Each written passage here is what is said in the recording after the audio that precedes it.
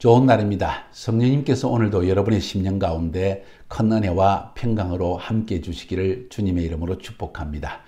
오늘은 스가랴서 서론의 두 번째 시간입니다. 자, 어제 우리가 계속 스가랴서 전체의 주제가 무엇인가 하는 것을 보았습니다.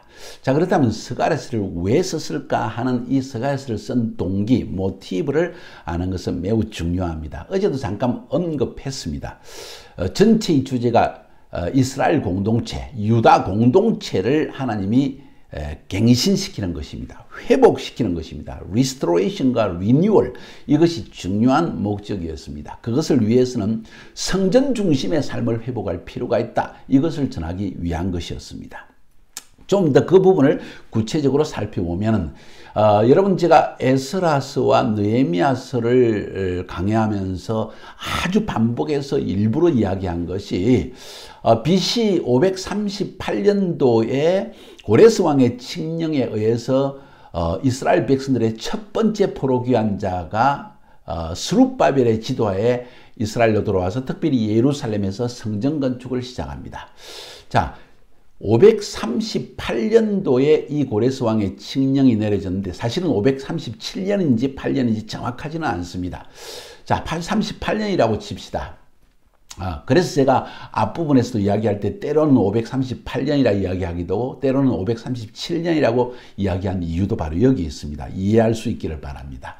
자, 이렇게 해서 이스라엘 땅에 스룹바벨을 중심으로 들어왔는데 그때 예루살렘의 총독이 세스바살이었느냐 아니면 스룹바벨이었는가 하는 것도 의문이 되어집니다. 왜냐하면 에스라서를 읽어보고 또 스가랴서를 읽어보면 어떤 부분에서는 에스라서에서는 에스라서 5장 16절에 특별히 보면 세스바살이라는 사람이 이 예루살렘 총독으로 와서 성전 기초도 세스바살이 놓았다 하는 이야기가 나옵니다. 그런데 또 에스라서 3장 8절에는 스룹바벨이 이 성전 공사를 시작했다, 감독했다 하는 걸 볼 때 스룹바벨이 성전 기초를 놓은 것처럼 또 보여지기도 합니다. 또 스가랴서 4장 9절에 보면 스룹바벨이 바로 예루살렘의 총독이었고 또 기초공사를 놓았다. 또 이런 이야기가 나옵니다. 자, 그러니까 도대체 그 당시에 포로 귀환자들이 분명히 세스바살, 스룹바벨, 대제사장 예수와 이렇게 왔는데 그러면 세스바살이 성전 기초를 놓았는지 스룹바벨이 놓았는지 명확하지가 않습니다. 그래서 이제 가만히 생각해 보면 이런 그 결론을 한번 생각해 볼 수 있습니다. 주전 538년에 1차 포로 귀환자들이 예루살렘에 도착했지만은 그 당시의 총독은 세스바살이었고 이 세스바살이 황제의 명을 받아서 성전 기초돌을 놓았지만은 계속하지를 못합니다. 그리고 주전 536년 2년이 지나갔습니다. 세스바살이 성전 기초돌을 놓으면서도 기초공사도 못했는데 스룹바벨이 기초공사를 마무리했다. 이렇게 되게 또 생각을 하고 있습니다. 자, 그러다 보니까 BC 536년에 사실은 성전 기초공사를 겨우 마쳤다. 538년에 세스바살이 기초돌을 처음 놓았고 그러나 기초공사를 마치지는 못했습니다. 그런데 2년 뒤에 이 스룹바벨이 기초공사는 그래도 마쳤다는 거예요. 그리고 나서는 16년 동안 계속 성전 건축이 중단되어졌습니다. 이유는 주변 민족들의 반대, 또 그리고 2대 황제였던 감비세스가 거기에 대해서 무관심했고 상소문을 올려가지고 방해를 하고 이런 것 때문에 16년간이 중단되어 있었던 거예요. 바로 그때 하나님께서 BC 520년 다리우스 왕 제2년 통치, 그러니까 BC 520년도에 학계라는 선지자의 마음을 감동시켜 가지고 백성들을 책망하고 격려해서 16년 동안 중단되어진 예루살렘 성전을 다시 짓기 시작합니다. 다시 짓기 시작했지만은 백성들의 삶은 참으로 어려웠고 주변에 방해도 좀 있었고 이러다 보니까 많은 어려움이 부딪혔지만은 계속해서 성전 건축을 지속해 나간 결과 결국은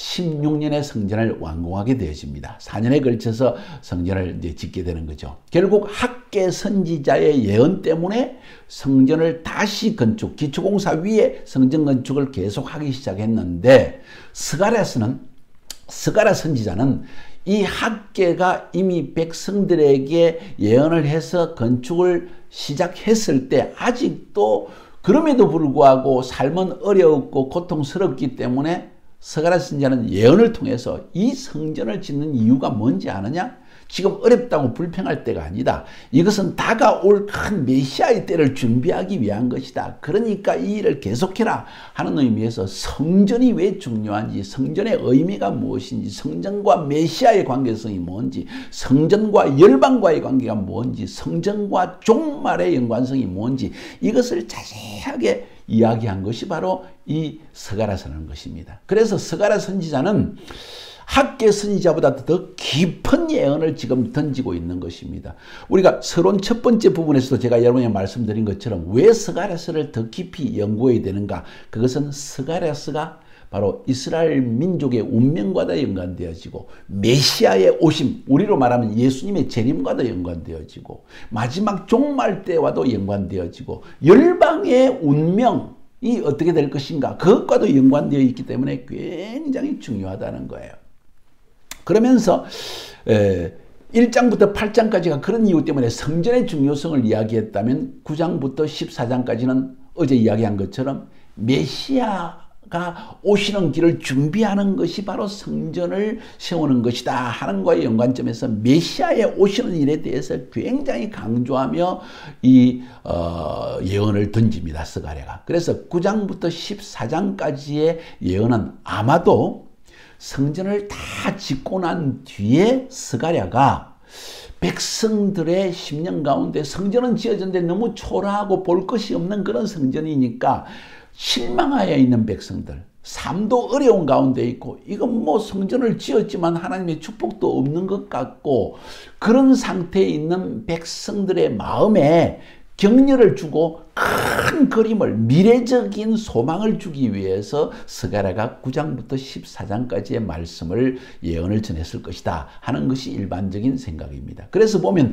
9장부터 14장까지는 이미 성전은 세워졌고 그런데도 백성들의 삶은 여전히 나아지지 않고 이스라엘 백성들도 완전히 회복되지 않는 가운데 있기 때문에 너희들이 지금 현재의 모습을 지금 현 성전의 모습과 지금 이스라엘 공동체, 유대 공동체의 모습을 보고 실망할 것이 아니라 미래의 성전을 통해서 하나님이 하실 일을 보라. 메시아가 이 성전에 오실 것이다. 그리고 그때가 되면 열방이 하나님의 이 유대 공동체 너희들 안에 들어오기를 힘쓰는 때가 올 것이다 하면서 큰 소망을 던지기 위해서 이 9장부터 14장까지를 썼다. 그리고 예언했다 하는 것이 우리가 이 본문을 통해서 볼 수 있는 중요한 내용입니다. 그래서 스가랴서를 읽어보면 다른 예언자들과 같은 예언의 디렉션, 방향성을 볼 수 있습니다. 특별히 스가랴서와 연관이 많은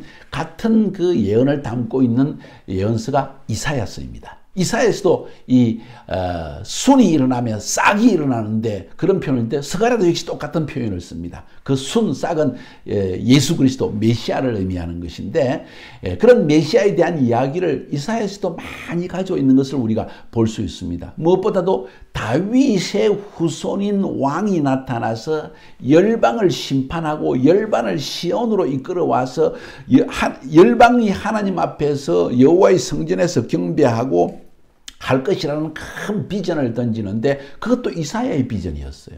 뿐만 아니라 열방이 전쟁 무기를 전부 농기구로 바꿔놓을 것도 이야기하는데 그것도 역시 스가랴서만 나오는 게 아니라 사실은 이사야에서도 나오는 이야기입니다. 또 하나님께서 이 스가랴에서 또 말하는 것은 하나님이 백성이 범죄해서 다른 민족에게 포로로 잡혀가도록 내버리신 후에 하나님이 목자를 보내어서 그 목자를 통해서 인도하여 약속의 땅으로 다시 데려올 것이다 하는 이스라엘 백성들의 귀환에 대한 이야기를 스가랴에서 또 하고 있다는 거예요. 이것은 스가랴 때 이미 포로 귀환이 돌아왔지 않습니까? 그러면 스가랴서가 이 예언을 또 한다는 것은 먼 미래에 이런 일이 또 일어날 것이라는 것을 말하는 거예요. 그게 지금 말하는 알리야 운동. 지금 1990년도부터 시작해가지고 전 세계에 흩어진 유대인들, 특별히 구소련 지역에 있던 유대인 100만 명 이상이 돌아오는 일들은 바로 이 서가랴 예언의 성취라는 것입니다. 자, 이 모든 것이 이사야서에 이미 기록되어 있고 서가랴는 다시 한번 포로 귀환 이후에 이 예언을 다시 상기시키는 거예요. 이사야는 아직 포로로 잡혀가기 전에 예언했는데 서가랴는 포로 귀환에서 돌아온 다음에 바벨론 포로에서 돌아온 다음에 이 예언을 또 한 번 강조하는 것입니다. 그런 의미에서 이 서가랴서는 굉장히 중요한 의미를 지니고 심지어는 미가서도 역시 이 이사야서와 이거 미가서와 그리고 서가랴서가 이 세 가지가 비슷한 내용들 메시아 열방의 심판, 열방이 시온으로 돌아와서 하나님께 경배하는 이야기, 이 모든 것이 같은 예언의 줄기 가운데 흐른다는 점에서 예언이 참 하나님의 예언이 다양한 시대에 다양한 예언자를 통해서 이야기했지만은 한 방향으로 흐르고 있다는 것을 우리 성경을 통해서 볼 수가 있습니다. 자, 그래서 이 서가랴서의 굉장히 중요한 내용은 성전의 회복, 메시아의 임하심, 이것이 서가랴서의 굉장히 중요한 내용입니다. 앞부분에서 내가 말할 때는 이스라엘 백성 혹은 유다 공동체, 이스라엘 공동체의 회복을 중심 주제라고 했는데 그 중심 주제 위에 성전을 건축하는 것이 회복의 근본적인 방법이다. 메시아가 오셔야만 이스라엘 공동체가 회복되어진다. 그런 의미가 강하게 흐르고 있는 것입니다. 자, 무슨 말인지 알겠죠? 그래서 이 서가랴서의 가장 중심 내용은 이런 것이다. 그래서 이 서가랴서 안에 나타나는 메시아, 그리스도인 예수에 대한 예언들이 얼마나 많이 있는지 모릅니다. 특별히 고난받으시는 메시아, 거기에 대해서 나귀를 타고 입성하신다는 이야기, 은 30개에 팔리게 될 것이라는 예언, 그리고 예수를 판 돈이 나그네의 묘지로 삼기 위해서 토기장에 밭을 사는 데 쓰일 것이라는 예언. 그죠? 그런 이야기. 그 다음에 예수님께서 창에 찔림을 당할 것이라는 예언. 이 주로 이제 예수님의 고난에 대한 예언이 서가랴서에 막 나옵니다. 뿐만 아니라 겸손하신 그리스도 예수에 대한 이야기도 나옵니다. 메시아가 겸손하게 오시다. 내 종 보잘것없는 순 싹이다. 그 다음에 겸손하게 나귀를 타고 입성하셨다. 채찍에 맞고 거절당하시고 배척당하여 죽게 된 목자에 대한 이야기, 예수에 대한 이야기입니다.